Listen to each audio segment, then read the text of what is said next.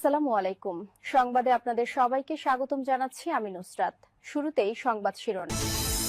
বাংলাদেশের সর্বশেষ গুরুত্বপূর্ণ আপডেট সংবাদে আপনাকে স্বাগত। শুরুতেই সংবাদ শিরোনাম, পরে বিস্তারিত।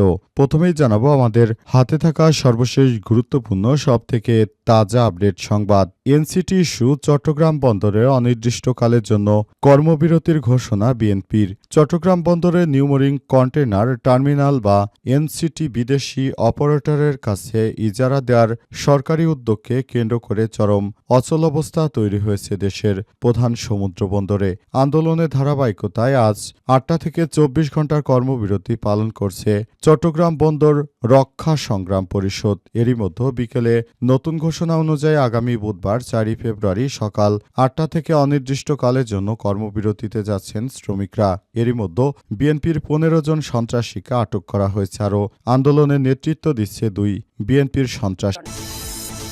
এরপর জানাবো দেশের জন্য জীবন দেব বললেন জামাতের আমির। নিজেদের জন্মভূমির পাহারাদার হিসেবে আমাদেরকে আল্লাহ কবুল করেন এবং নিজেকে জন্মভূমির জন্য নিজে জীবন উৎসর্গ করার ঘোষণা দিয়েছেন বাংলাদেশ জামাত ইসলামের আমির ডাক্তার শফিকুর রহমান।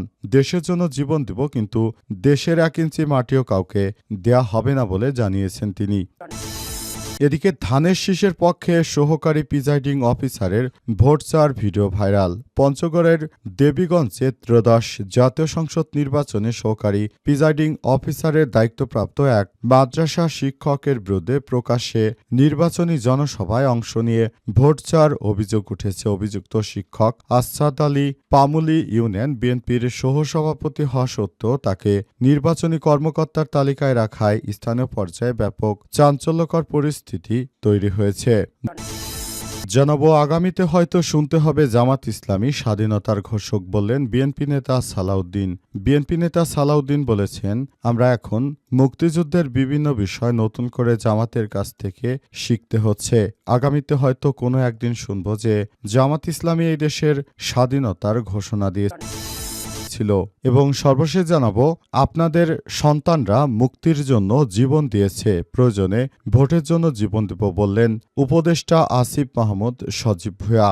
আপনাদের সন্তানরা মুক্তির জন্য জীবন দিয়েছে, প্রয়োজনে আমরা ভোটের জন্য জীবন দেব, এমন মন্তব্য করেছেন জাতীয় নাগরিক পার্টি এনসিপির কেন্দ্র নির্বাচন পরিচালনা কমিটির চেয়ারম্যান ও মুখপাত্র আসিফ মাহমুদ সজীব ভূঁইয়া। প্রিয় দর্শক, এতক্ষণ শুনছিলেন সংবাদ শিরোনাম, এবারে বিস্তারিত।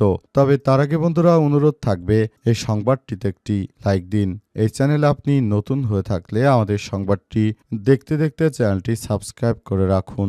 কমেন্ট করে বন্ধুরা আপনার মূল্যবান মতামত জানিয়ে দিন আপনি বিশ্বের কোন দেশ থেকে বা বাংলাদেশের কোন স্থান থেকে আমাদের সংবাদটি দেখছেন এবং শুনছেন। আর বন্ধুরা সংবাদটি আপনার সোশ্যাল মিডিয়া ফেসবুকে শেয়ার করে বন্ধুদেরও দেখার সুযোগ করে দিন। আর আগামী জাতীয় সংসদ নির্বাচনে আপনি কোন দলকে সমর্থন করেন কমেন্ট করে জানিয়ে দিন। এবারে বিস্তারিত।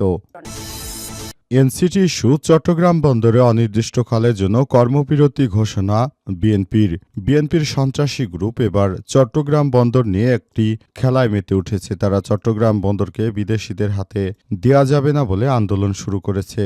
এই কর্মবিরতির মধ্য দিয়ে নতুন করে আবার বাংলাদেশে সব ব্যবস্থাপনা শুরু হয়েছে। তারা বিশেষ করে বিএনপির এই সন্ত্রাসী চাঁদাবাজ গ্রুপ চায় চট্টগ্রাম বন্দর যেন বিদেশিদের হাতে না দেয়া হয়, কিন্তু বর্তমানে এই মুহূর্তে চট্টগ্রাম বন্দরকে বিদেশিদের হাতে দেয়া অনেক বেশি নিরাপদ। কারণ বর্তমানে যে কন্ডিশন রয়েছে তাতে করে যদি বিদেশি অপারেটরদের হাতে না দেয়া হয় তাহলে আগামীতে বাংলাদেশের এই সমস্যাগুলো আরও ব্যাপক আকারে বেড়ে যাবে। বিএনপির এই সন্ত্রাসীরা চট্টগ্রাম বন্দরকে কোনোভাবেই বিদেশিদের হাতে দিবে না। তারা এখানে জাহাজগুলো আটকে রেখে তারপর এখান থেকে চাঁদা আদায় করে বিএনপির অর্থনৈতিক অবস্থা আরও ভালো করতে চায়, কিন্তু সরকার চায় বিদেশিদের হাতে এই বন্দরটিকে তুলে দিতে। তাহলে বিদেশি উন্নতমানের অপারেটর দিয়ে তারা যদি চট্টগ্রাম বন্দরকে পরিচালনা করে সেক্ষেত্রে বাংলাদেশের জন্য অনেক ভালো একটি অপশন অপেক্ষা করছে। কিন্তু বিএনপির চাঁদাবাজ রাহাজানিকারকরা এবার সরকারকে বাধাগ্রস্ত করছে চট্টগ্রাম বন্দরটাকে এই ধরনের কার্যক্রমের মধ্যে রেখে দিতে। এর ফলে আগামীতে দেশে যদি আবার দ্রব্যমূল্যের দাম বেড়ে যায় তাহলে এর জন্য কোনোভাবেই অন্তর্বর্তীকালীন সরকারের প্রধান উপদেষ্টা দায়ী থাকবে না।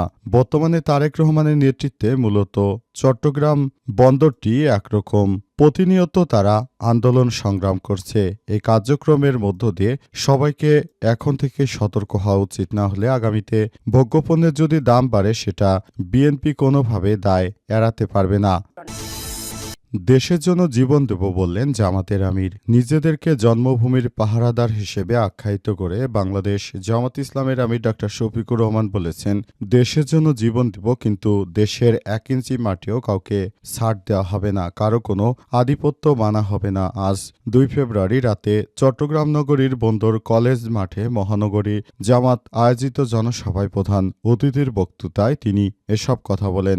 জামাতের আমির ডক্টর শফিকুর রহমান বলেছেন, চট্টলাবাসীর একটি ঐতিহ্য রয়েছে। অনেকেই আক্ষেপ করে বলছেন নামে এই বাণিজ্যিক রাজধানী, তবে কাজে ফটফট। কিছু মানুষ যুগ যুগ ধরে বন্দর বিক্রি করে কপাল বানিয়েছে। আগামীতে সুযোগ আর তাদের হাতে দেওয়া হবে না। তিনি বলেছেন, আগে মায়ের মর্যাদা, তারপর ফ্যামিলি কার্ড। মানুষ কোনো কার্ডের ধার ধারে না। মায়ের গায়ে হাত দিলেও আগুন জ্বলে উঠবে। ভয় দেখিয়ে কোনো লাভ হবে না। চট্টগ্রাম শুধু বাণিজ্যিক রাজধানী নয়, চট্টগ্রামকে প্রতিরোধের রাজধানী হিসেবে আখ্যায়িত করে জামাতের আমির বলেছেন, এই চট্টগ্রাম থেকে বীর সন্তান কর্নেল অলি আহমেদ প্রথম বলেছিলেন উই রিভল্ট। জিয়াউর রহমানকে হাত ধরে এনে তিনি স্বাধীনতার ঘোষণা দিয়েছিলেন। তিনি বিএনপির দ্বিতীয় ব্যক্তি ছিলেন। তিনি বলেছেন, এই বিএনপি জিয়াউর রহমানের সেই বিএনপি নয়, খালেদা জিয়ার বিএনপি নয়। বিএনপিকে ইঙ্গিত করে ডক্টর শফিকুর রহমান আরও বলেন, তাদের শীর্ষ নেতাদের হাত ধরে বলেছিলাম, আল্লাহর দোহাই লাগে চাঁদাবাজি বন্ধ করুন। এখানে ওখানে চাঁদাবাজি শুরু হলো, দখলদারি শুরু হলো। এসব কারণে তাদের ৩৬ জন মারা গেল। সেই দলের নেতাদের অনুরোধ সত্ত্বেও তারা ভালো পথে আসেনি। তারা মা বোনদের গায়ে হাত দেয়, হুমকি ধামকি দিয়েছিল।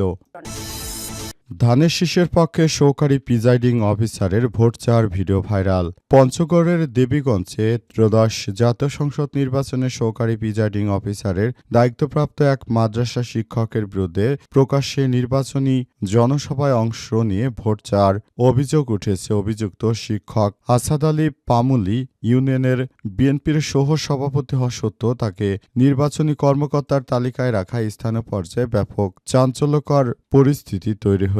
তার মতো একজন বিএনপির এক দালালকে এই ধরনের প্রিজাইডিং অফিসারের পদে রাখার জন্য সারা বাংলাদেশের মানুষ এখন অনেক বেশি ধিক্কার জানাচ্ছে। তারা বলছে, তিনি একজন দলীয় ব্যক্তি হওয়া সত্ত্বেও তাকে কেন এই ধরনের একটি দায়িত্বশীল পদে বহাল করা হয়েছে, এটি প্রশাসনের কাছে জানতে চাই। কিন্তু এখন পর্যন্ত আসলে মূল সমস্যাটি রয়ে গেছে। বিএনপির চাঁদাবাজরা এখনো নানাবিধ অপকর্ম করে বেড়াচ্ছে এবং এই কর্মকাণ্ডের মধ্য দিয়ে তারা মূলত বাংলাদেশটাকে একরকম বিশৃঙ্খল পরিস্থিতির মধ্যে ঠেলে দিতে চায়। এই পরিস্থিতি থেকে সবাইকে বিষয়গুলো নিয়ে বেরিয়ে আসতে হবে এবং এই ব্যাপারটি নিয়ে সবাইকে আরও বেশি ভাবতে হবে, কারণ বিএনপির এই ধরনের কর্মকাণ্ডগুলো কোনোভাবেই গ্রহণযোগ্য নয়।